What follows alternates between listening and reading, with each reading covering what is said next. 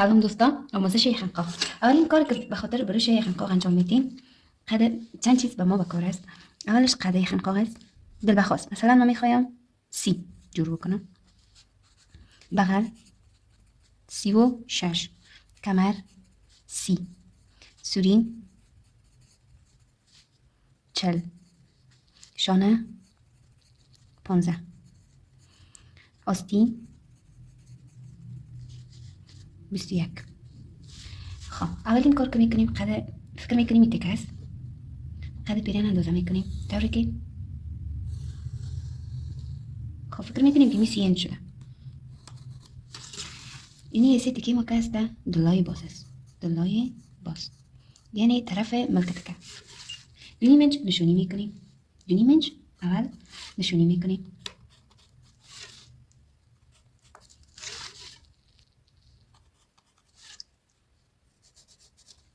بعد از دونی منچ شانه رو اندازه میکنیم. شانه ما بود 7.5. 15 تقسیم 2 میشه، جمع نیم میشه 8. 8 انچ شانه ما هست. 1 انچ میایم به خاطر خمی شانه. بعد یه خانه میگیریم 2.5 در 30. 2.5 در 30.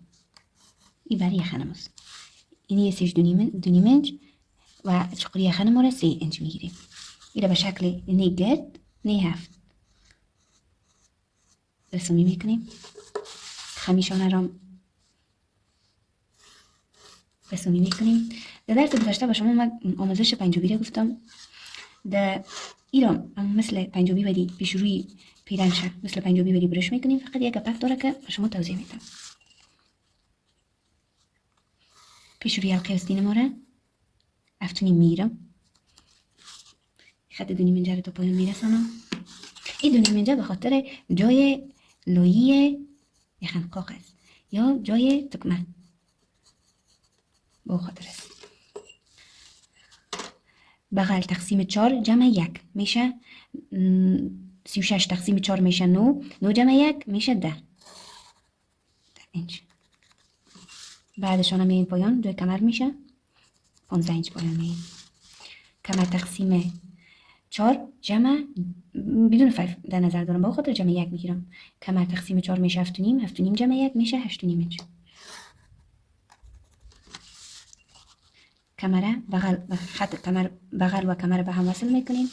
میایم پایان دامن 8 انچ. بعدش قصد سورین میشه. اندازه سورین ما 40 تقسیم 4 میشه 10 جمع 1 میشه 11. اینی حساب میشه سورین ما.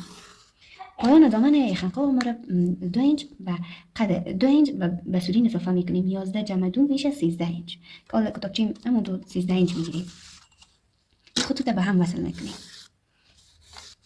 و در این سی پایان دامن ما 1 انچ به خاطر که دو طرف یخنقاه ما شوندارک نمونه 1 انچ نشونی میکنیم. 12 اما 13 انچ تقسیم 2 میکنیم و یک خطوط به هم به شکل میگیریم که دو طرف یخنقاه ما شوندارک نمونه.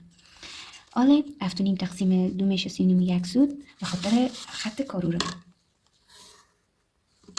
1 انچ نشونی میکنیم و یک خطوط به هم وصل میکنیم.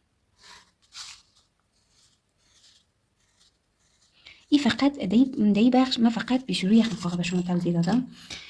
پشت سر یخنقاه همراه خود یخن پارت بعدی بیننده باشید.